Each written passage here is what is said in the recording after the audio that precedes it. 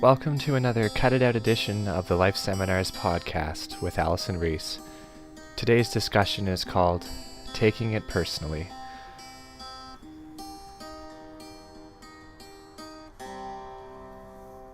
When kids are struggling for independence, they will often get frustrated with your control.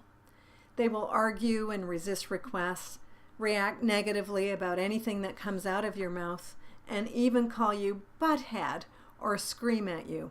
I don't have to, and you can't make me. If you're taking this behavior personally, you really need to cut it out. I know it's hard and it hurts, but when healthy kids are in touch with their need for independence and autonomy, it means that you've actually done something right.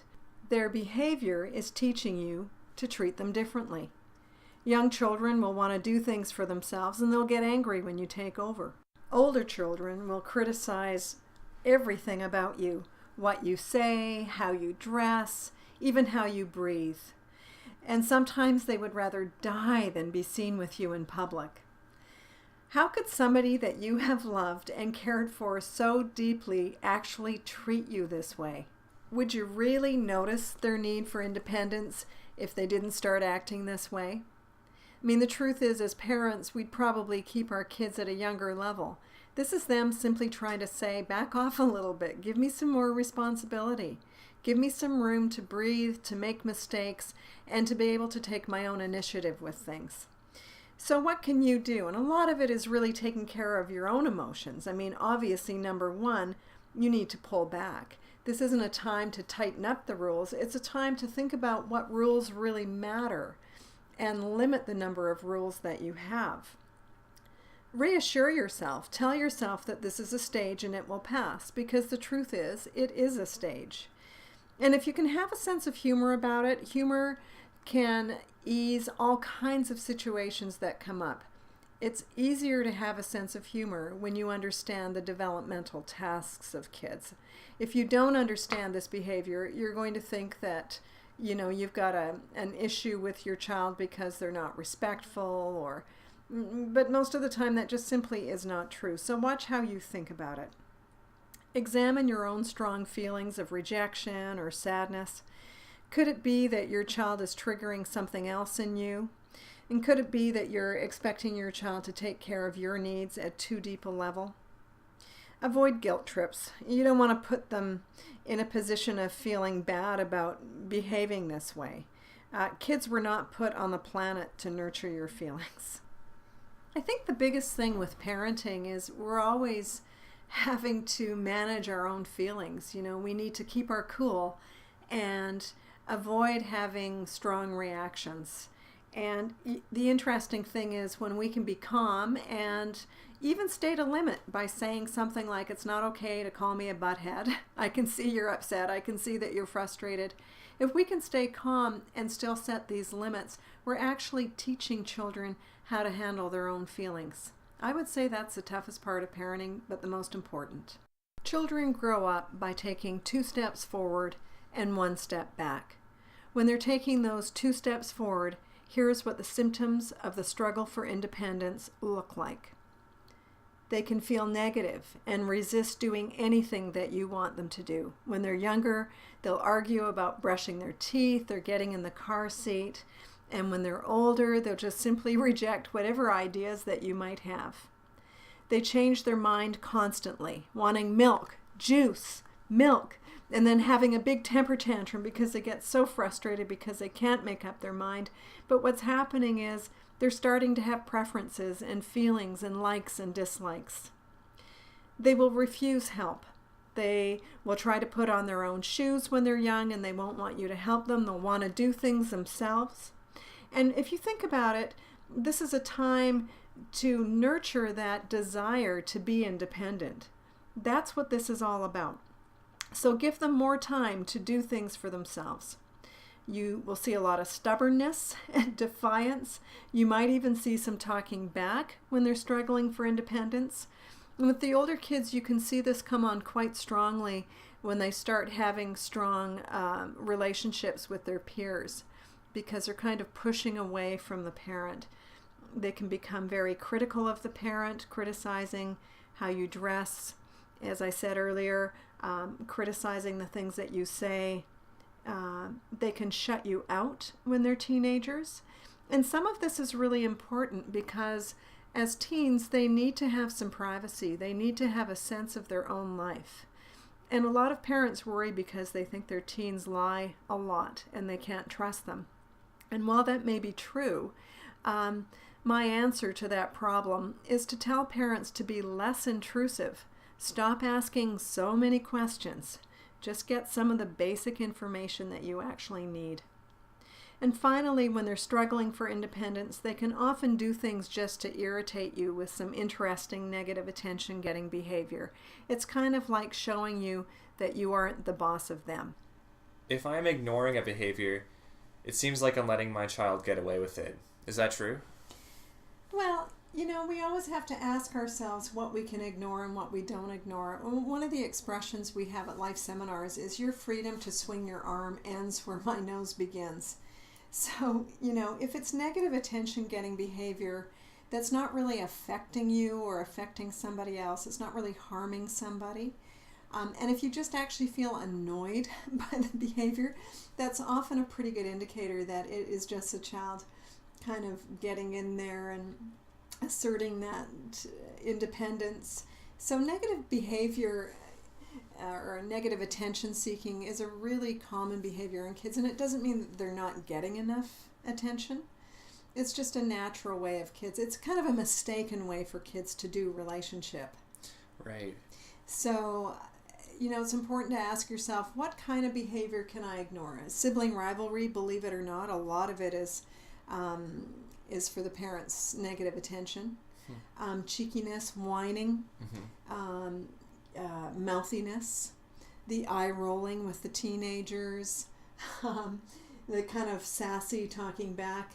You really cannot teach a child to act differently by reacting back or moralizing and lecturing. And that just simply doesn't work. It's much more powerful to get busy doing something else and hang on to your own power. And then, as I said earlier, what you want to make sure you do is you're really focusing your positive attention on specific behaviors, or just positive attention on your child when the more negative behavior is past. Now, I'm just going to say one more thing for clarity here. If you are going to ignore a behavior, say you've got a 4-year-old who is whining, you want to ask yourself, do they know the difference between what whining is and what whining isn't? And do they know what to do instead? And if everything lines up, then maybe you ignore some of that whining, but you want to pay close attention to when the child is speaking assertively or using a big voice or whatever it might be that you say. And just really notice, not with gushy praise, but just say something like, hey, I like the way you just asked for that. Okay. What about with older kids, such as teenagers? What do you do when they pull away so much that you don't feel like you have a relationship with them anymore? Mm-hmm. Well, that happens. And, I remember experiencing that with my own kids, more so my daughter. And I found that it was a time to, number one, understand the importance of the pulling away, and that developmentally teenagers really need to start forming an identity away from the family, so their peers become very important, and eventually more intimate relationships start to happen in the later teen years.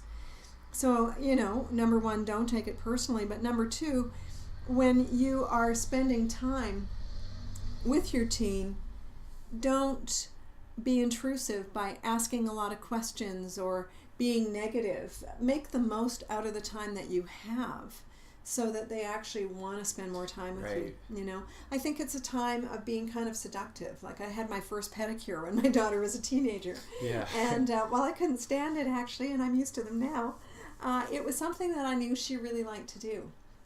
She used to love going for drives and just listening to the radio. Or she used to like going for those special coffees and things like that. And while it seemed kind of shallow, at the end of the day, it didn't really matter, because it was about finding ways to spend time with her that could be enjoyable. Right. How do you know if the limits you set really matter? Well, one of the things we talk about at Life Seminars is the difference between a kid issue and a family issue.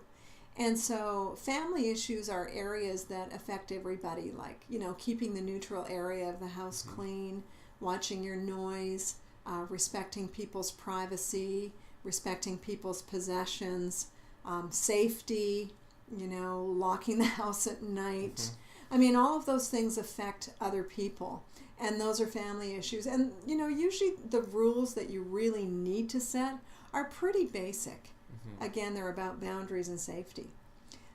There are a lot of things we argue about with kids that we don't need to argue about, and I call those kid issues. So a kid issue is an area of responsibility that really belongs to the child. It's not life-threatening or morally threatening, as Barbara Colarosa would say. So in other words, it's not a safety issue or a moral issue that's, affecting somebody else, like stealing or not inviting one person in your class to your birthday party. I mean, all of those issues are things that you would step in and deal with. A kid issue doesn't involve negative consequences that are so far-reaching that they can't, understand them. So, for example, for younger children, brushing their teeth is a family issue because they're too young to realize that eventually they would have a cavity and need a filling. Right. But there are many, many things that belong to kids, like the clothing that they wear. They can have choices. And sometimes you just completely let that go, especially when they're older. Their homework should be a kid issue. You shouldn't be having a bunch of arguments about a kid's homework. You should be supportive without being intrusive. Eventually, as they get older, their bedrooms are a kid issue, and maybe once a week they clean it out, but even then, as they get older, you just keep the food out. So you ask yourself, does this really affect me or somebody else? Is it a safety issue? Is it really, really important? And if the answer is no, chances are it's a kid issue. Okay. Can I go back to homework for a second? Sure. If you do think that it is a problem, when would be the right time to bring it up? Okay, yeah, that's a great question. And of course, that comes up all the time. And I think the thing with homework is, let me just backtrack a bit and then I'll answer your question. Homework can be a very negative experience for some kids, especially if they're already struggling in school.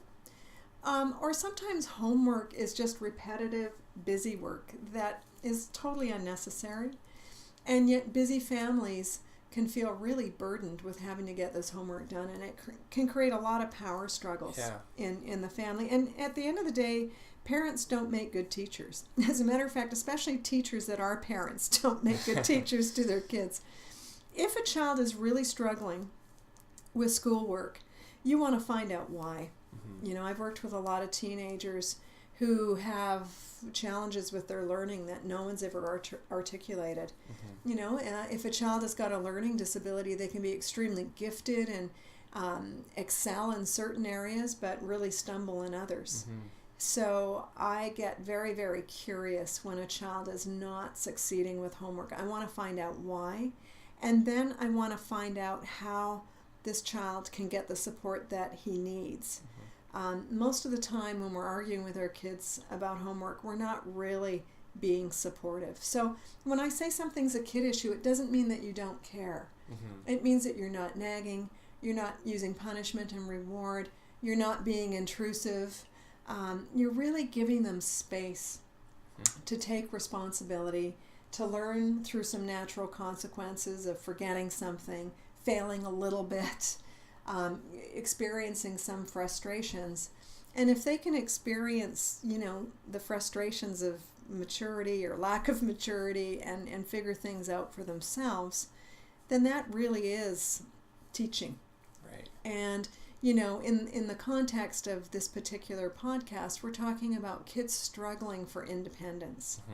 So we often interfere with their responsibility. And when they get prickly with us and they get annoyed, often it's because they just want more space. This has been another cut-it-out edition of the Life Seminars podcast. Thank you for listening.